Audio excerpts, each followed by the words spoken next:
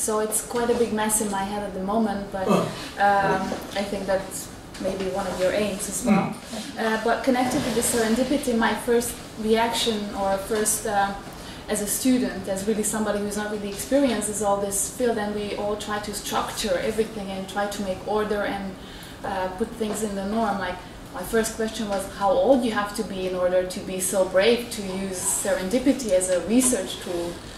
In a way, it's just...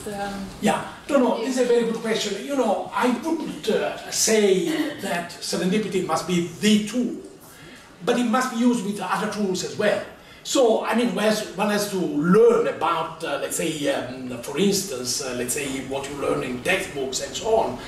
But on the other hand, I mean, when you commit yourself to research, I think that the place for, let's say, random encounters should be kept. And so also the idea of making experiments. You know, I mean, I was referring to my case not in order to say I knew already so much. No, I was completely ignorant. Actually, that piece I mentioned, in which I told about my encounter with the Merandati in Venice, has been published with the title in the New Left Review, with a title like An Euphoria of Ignorance, because I mentioned this kind of euphoria. Which kind of euphoria? It's not euphoria of being in the dark, it's euphoria of being able to learn something, you know, but being in the dark. So we don't know anything. I mean, we don't know anything about the topic, let's say. Yeah, this is also exhilarating. And then there is the possibility of learning something, because that's possible.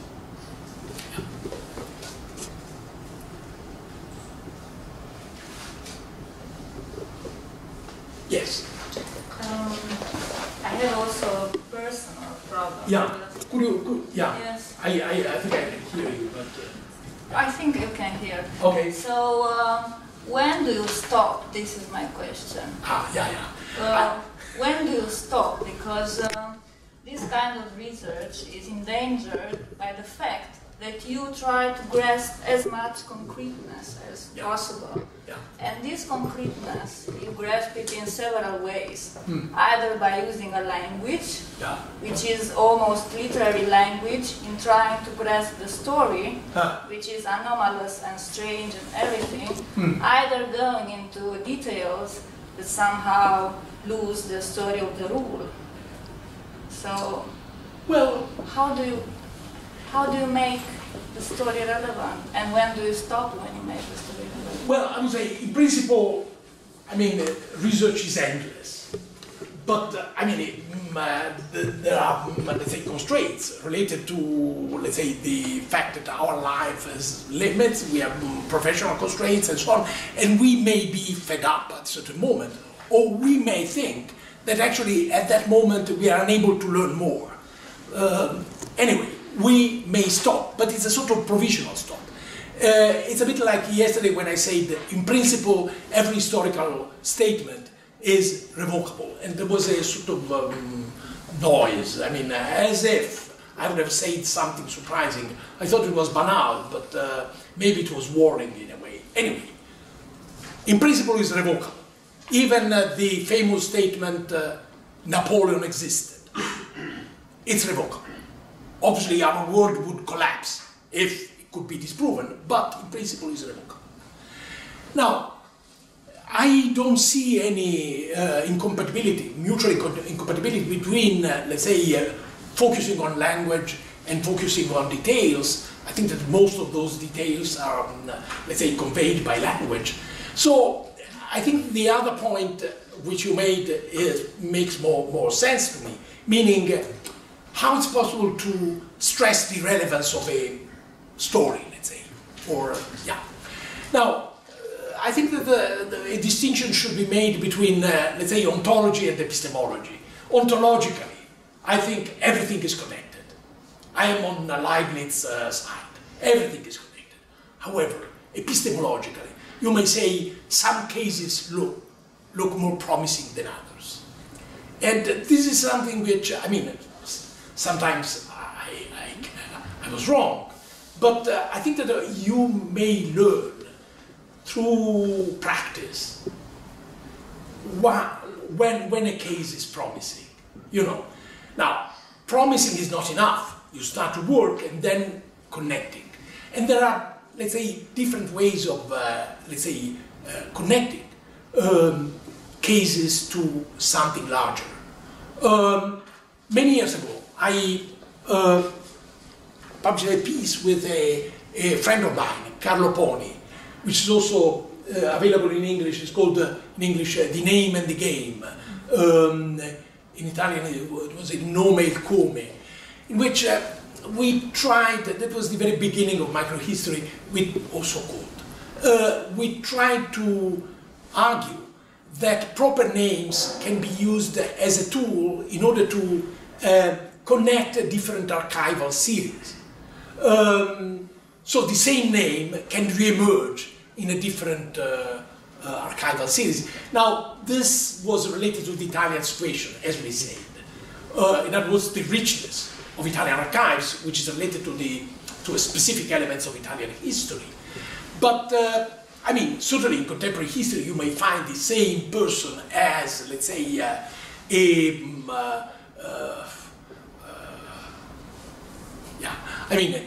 somebody who sent a message to a radio, somebody who, let's say, was tried as a dissident, somebody who was a taxpayer, and so on and so forth. So, I mean, the idea of adding complexity starting from a name, but this is only a possibility. Because I think that, let's say, we have intersecting contexts. Every time we make a step in research, we find a new context. And so the idea of intersecting contexts seems to me crucial. I don't know whether there's an answer. Maybe not. Yeah. Thank you very much for your extremely illuminating discussion of a kind of a kitchen stairs of an intellectual trajectory of an historian. I'm a historian myself. And I often come to think about the extent to which this intellectual trajectory is actually informed by one's temperament. Once I took a photography class, and the first thing the teacher said is that I never use a wide lens. Because there's so much in the lens that the narrow lens, to be described, to be analyzed, that I don't think it's necessary to use a wide lens. And then he explained that he's just the kind of person who just likes to look in the detail of things. And I wonder if, in addition to the kind of irrational reactions against intellectual trends and some methodological concerns that you outlined so well, there's also something about one's temperament that makes one choose a certain kind of history, microhistory, as opposed to the kind of social scientific history that's been done in the 1950s, for instance. Well, yes and no, I would say. Insofar as, let's say, focusing on details is certainly a strategy, and I'm very fond of that.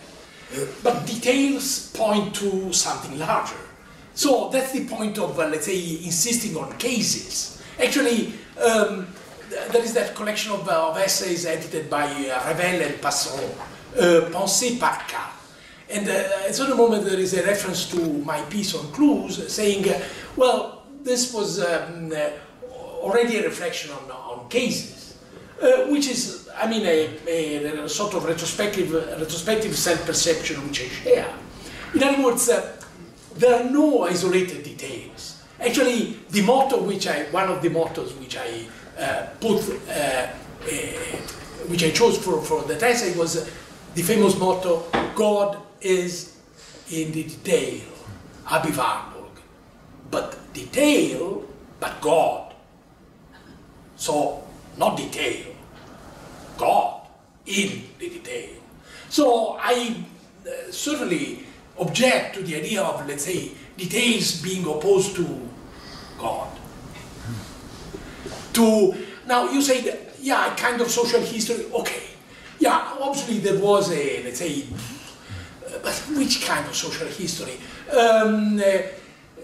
E.P. Thompson certainly was a, I mean, I read E.P. Thompson later, so I was not, let's say, directly inspired by E.P. Thompson, whose work I deeply admire.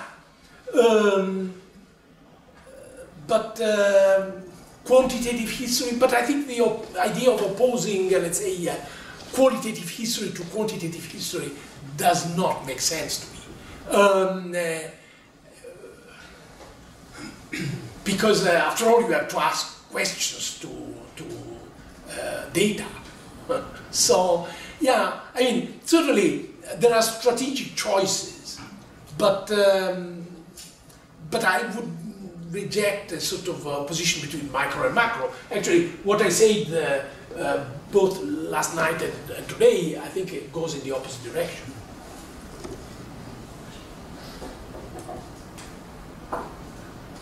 Can I say something? Please.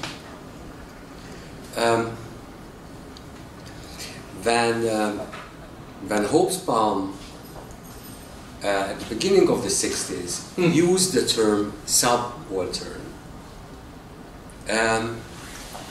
he was trying to enlarge in history the possible allies of those whom a historian could count on as the reserve forces of class war or rebellion. Besides the proletariat, he wanted to find other types, and he found the social bandit. He was looking for the wretched of the earth in the past. Now, you said that you were also looking for the witch as an ally in the social war in the past. And then you went to the archive, and out of accident, you found somebody else, a subtype of the witch who seemed to be the opposite, the Benandante, whom the Inquisitor tried to include in the class of the witch. So what you found was not simply an additional group whom you could put in the reserve army of the allies in the past, but you found a new type, an anomaly.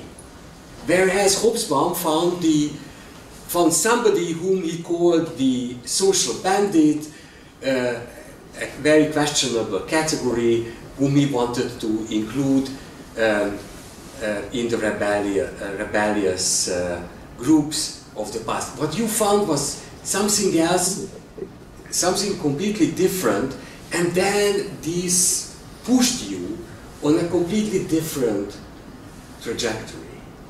Isn't that the case? Yes and no. First of all, a point about Hobsbawm. I mean, you refer to social bandits, but in fact, I would emphasize that Hobsbawm's first book on the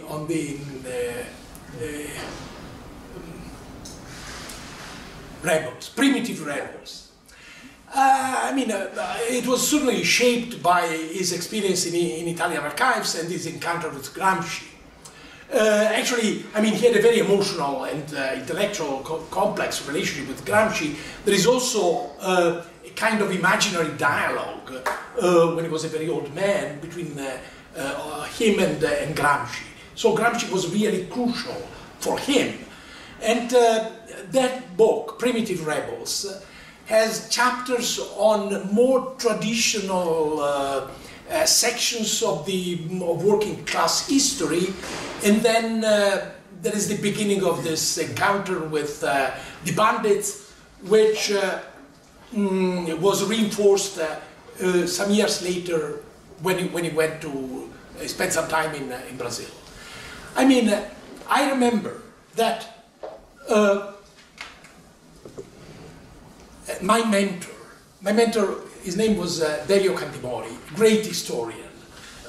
He had an extremely complex political trajectory. His father was very close to the Mazzini tradition. He published a book on Mazzini. Delio Cantimori, as a young man, became a fascist. As he I mean, he regarded himself as a left-wing fascist. Then he married in the late 30s a woman who was already a clandestine member of the Communist Party. He himself, Cantimori, became close to the Communist Party and became a member of the Communist Party after the defeat of the Communist Party in 1948. He left in 1956. Anyway, I met him the year after. For me, it was crucial. I mean, he was a great historian, a great reader. I learned a lot, enormously, from him. Now, when I went to London for some reason, he gave me an address, and he said, "You may meet this person." The address was Eric Hobsbawm's address in 1959. I was very shy, and I didn't call Hobsbawm. So Hobsbawm actually published an anonymous review, because at that time they were anonymous, on my first book, I Benandanti. Very generous review, which was republished as an introduction to the English translation. Anyway, he was not, but the point of my story was, later I read, because I went to London and I read Primitive Rebels, and I asked Cantimori, but why this book has not been suggested for translation? And Cantimori said, you know, I don't know what people in Canicattì would react to this book. Canicattì, deep Sicily. People, this was, typical Stalinist pedagogical attitude. So, and you may understand, this is a sort of anecdote, but it says something about Hobsbawm's position at that moment. Not recruiting, let's say, okay, you say that it was problematic, but it was regarded by problematic by Cantimori, for instance, because it was a sort of anomalous approach to the history of the working class at that moment. Then it became, in my view, more, let's say, normal. In my view, also less interesting. Lovely person, but less interesting. I think the early Hobsbawm is much more interesting, in my view. Although his political approach was different from mine. It was possible to learn about anomalies even from his first book, not from his later books. Sorry. Yeah, so you say recruiting, okay, finding something unexpected. Yeah, but also finding what? Finding that gap between the inquisitor's perception, the inquisitor's biases, and the defendant's attitude, which I had guessed from that first case in Modena. There is a larger question to be asked, I said, starting from this case, the gap between, let's say, inquisitors and defendants. Then I found that incredible case, the Benandanti, in which the gap was enormous, because in that case, it was possible to argue with safety that what the defendant said had not been shaped by the judge's biases. Because the astonishment of the, and also the content of the confessions, but the astonishment of the judges is already a piece of gold. Yes? When Istvan started with Marxism and the relationship, your relationship to Marx, the beginning of this whole story, and when I was listening your talk today, a name came into my mind, and I would like to ask you whether did he make an impact on your ideas. The name is Georg Lukács, who also struggled somehow with the problem, on the one hand, to save a grand narrative, the Marxist theory, in the world of aesthetics and such things. He came out with a grand theory of realism. He wrote a big book on historical novel. He tried to elaborate a kind of aesthetic interpretation which somehow grasps the totality in individual, in typical individual cases, and so on and so on. So, what do you think about him and his ideas? I'm very happy about this question, and I thank you. I mean, I read Lukács in Italian because there was some real followers of Lukács, especially Cesare Cases, was very close to Lukács intellectually. He met him and so on. And in the introduction to the Italian edition of this book, Closed Myths and Historical Method, in the first page, I said, I apologize for the partially autobiographical character of these observations. In the mid-50s, I was reading fiction. The idea that I might become a historian never crossed my mind. I also was reading Lukács, impatient with the way in which he discussed Dostoevsky and Kafka. I thought that I would like to deal with literary texts, avoiding both the frustrations of rationalism and the mire of irrationalism, which means that certainly Lukács had a big impact on me. I mean, his essays on literature, a deep impact. Also a sort of reaction, because although what he wrote about Kafka was already a move towards Kafka, I found this inadequate, sort of let's say, a tactical move. But the idea of, which was in fact the very important at the very beginning of my project, as I say here, I mean the idea of, let's say, trying to going beyond the alternative between rationalism and irrationalism. I mentioned Freud before. So the idea of studying witchcraft, which was, sort of, not really, it was not an accepted historical topic at the moment, but it was, let's say, important for anthropologists. Now, in that essay by Hobsbawm, actually, he read Gramsci through the lens of, trying to achieve a kind of compromise between Gramsci and the British social anthropologist, the Manchester School and so on. So you have a combination of both, in a sense. Now, Lukács, in that sense, played certainly a role, because, and I think that what I said yesterday about dichotomies, which I like dichotomies, because I think they are fruitful. Well, I think I am also indebted to Lukács for this. I grew up in the Cold War, so, yeah. Lukács is here in this text, in the footnote. You refer to him in the Slaves and Latitudes. Yes, he says that you refer to his destruction of reason. Ah, yeah, sure. Yeah. No, but I mean, I'm a great admirer of Lukács, and I was moved when we saw his monument.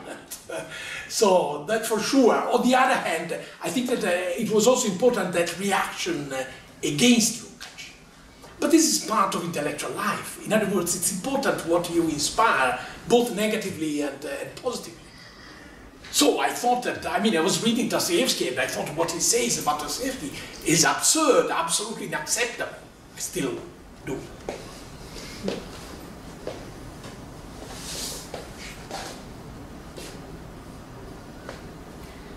Yeah.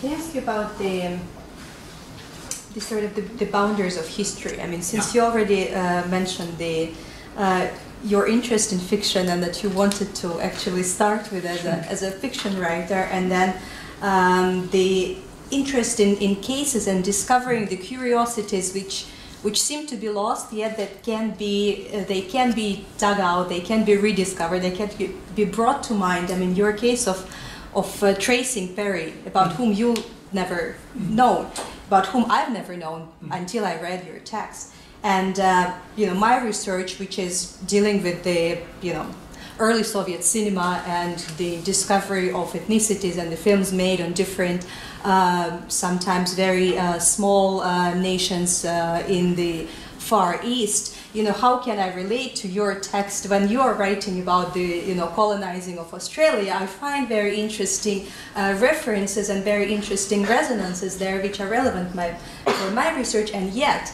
I have no way of actually checking what, you know, was the real history of Perry and what was the reconstruction that you are making. I trust you, right? I trust your research, I trust your reputation, I find interesting thoughts which are relevant for my research, yet I will never go back and check on the research that you have done.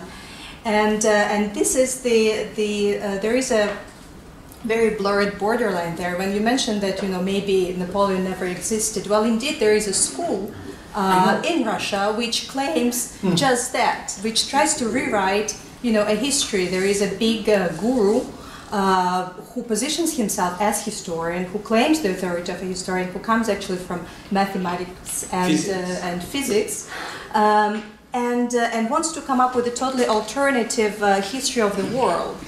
And I think there is a very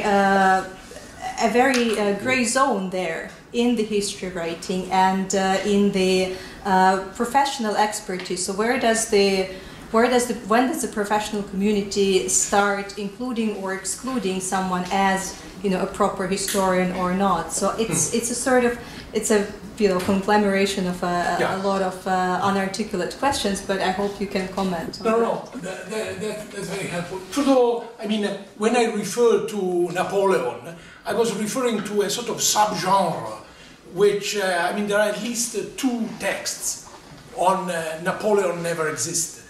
And one of them is a parody of Max Müller. Max Müller, the historian of religions, was finding solar myths all over. And so the parody argued that Napoleon never existed, it was a solar myth. Anyway, it's a sort of extreme example, so it became typical.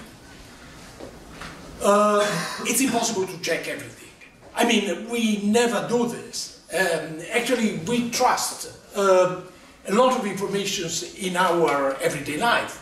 So, I mean, it's important to be able to trust, to check, but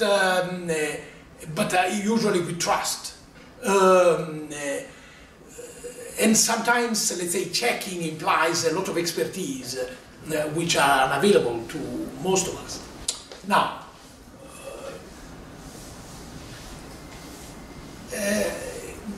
what one can learn from essays which are historical essays, but they are not checked by the reader, is still something potentially fruitful, because we are able, belonging to our species, to use analogy. This is absolutely crucial. I mean, we are able to work an analogy, and so you may start from Puri and then you may go into a completely different direction. If I may say how, I mean, when I listened at your topic, well, one of the books which was really crucial for my intellectual upbringing, this was the Italian translation of Eisenstein book on film form, and so I read this book. I was a child and I was unable to understand a lot of it, nearly everything of it, but I started to think about it, and so later on I read essays and so on. This has been, I mean, the essay on montage, on close-up, is for me absolutely crucial. I mean, it's something which shapes my writing, that essay on close-up. So I started imagining how I would react to those movies we are working on. And so, let's say, parallel with ethnographic movies elsewhere, if they exist, that parallels with ethnography at that time, and so on and so forth. In a way, keeping in mind, this would be my first reaction, which can be absurd, keeping in mind, let's say, Eisenstein's work, not only as a as a movie director, but also as a theorist. And so, actually, I mean, if you think about, let's say, on the one hand, the essay on close-up, I mean, our writing is shaped by cinema. That's for sure. If you are familiar with that marvelous book by Michael Baxendale on Italian Quattrocento painting and experience, so Baxendale argues that those paintings were accessible to the audiences because the painting and the audience shared some social experiences in a broad sense of the word. So they were able to make sense of the construction of space suggested by Piero della Francesca in his paintings. This is a very powerful idea. I do recommend this book by Baxendale. I'm sure that it exists in Hungarian as well. It's a marvelous book, and this idea of let's say, shared social experience is crucial. So our experience of the cinema shaped our perception of the world and also our way of reading and writing.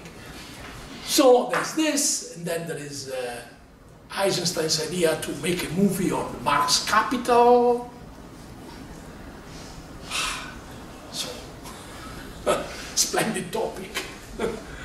Yeah, but I mean the idea is to use analogy, because analogy is an incredibly powerful tool, and then sometimes we have to check, of course.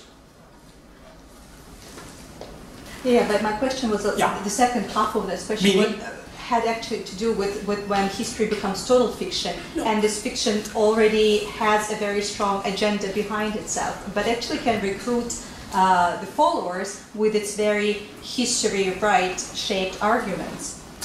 Yeah, but I mean, in this case, I mean, checking would be enough, and it would be, let's say, not impossible.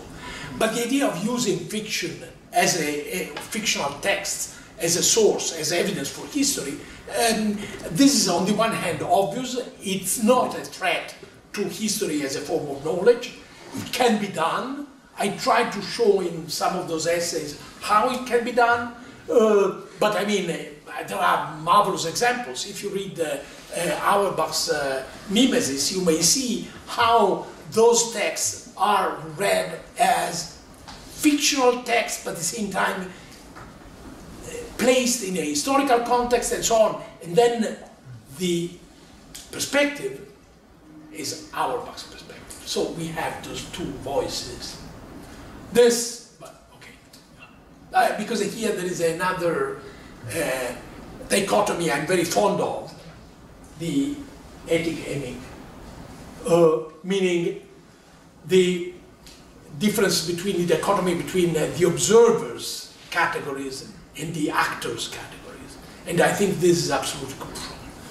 In other words, we have to engage a dialogue between our words and theirs, a title which I used in an essay, our words and theirs. So, I mean, we have to learn the language, but we have to start from our categories and our language. And so our questions are in principle always anachronistic at the beginning. And then we have to try to rescue their voices. Yeah. One more question before we have lunch outside. Everybody is invited, and we can continue discussing these issues over lunch. But before that, one more question. I'm just very curious, I mean, with your emphasis on avoiding hypothesis, how do you resolve the question? You say that, avoiding hypothesis? Yes, with your de-emphasis of hypothesis, how do you resolve the question of dissertation proposal with your student?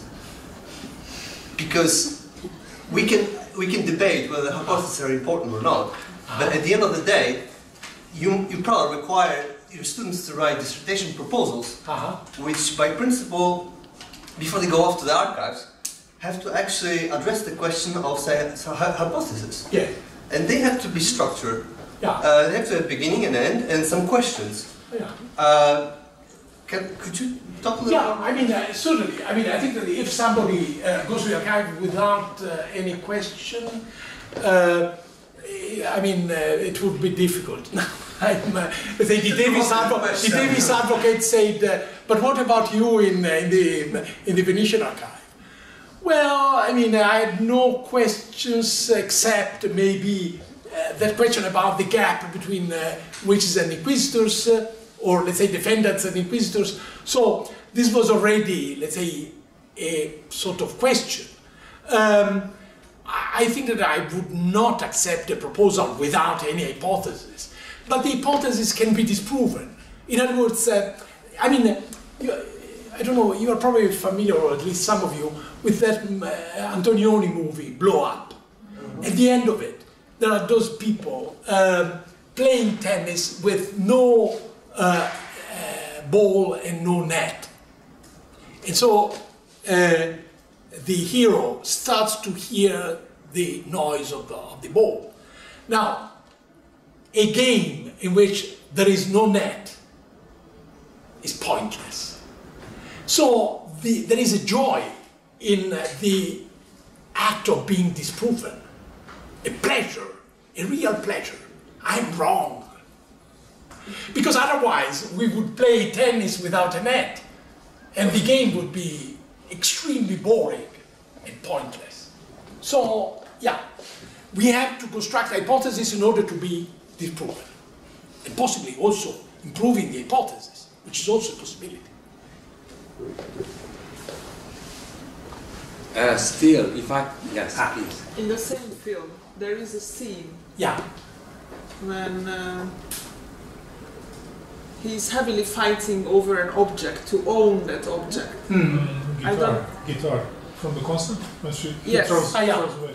Yeah. And then the moment he has it and he walks out, he looks at it and throws it. Yeah. It lost the context. Yeah. Actually, that movie has been mentioned also in connection with microhistory. Jacques Ravel said, because there is that moment in which the hero looks at the photograph he took, and then there is a detail, the enlargement of a detail. But I was recently interviewed for an Italian magazine, and I said that in fact, in my view, this is not the best description for microhistory, and I tried to put microhistory in a context which in fact has been mentioned by John Brewer. I mean, Italian neorealism. I think there is a point about that. But anyway, this is... so, I mean, I assume that you say, okay, I had an hypothesis that it was proven, and then I got bored. Yeah, maybe. Maybe. But a better hypothesis can be, let's say, fruitful, because you have the feeling that there is something, I mean, it can go on and on, the research can go on.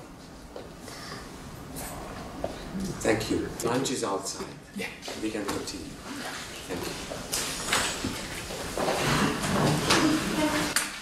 Thank you.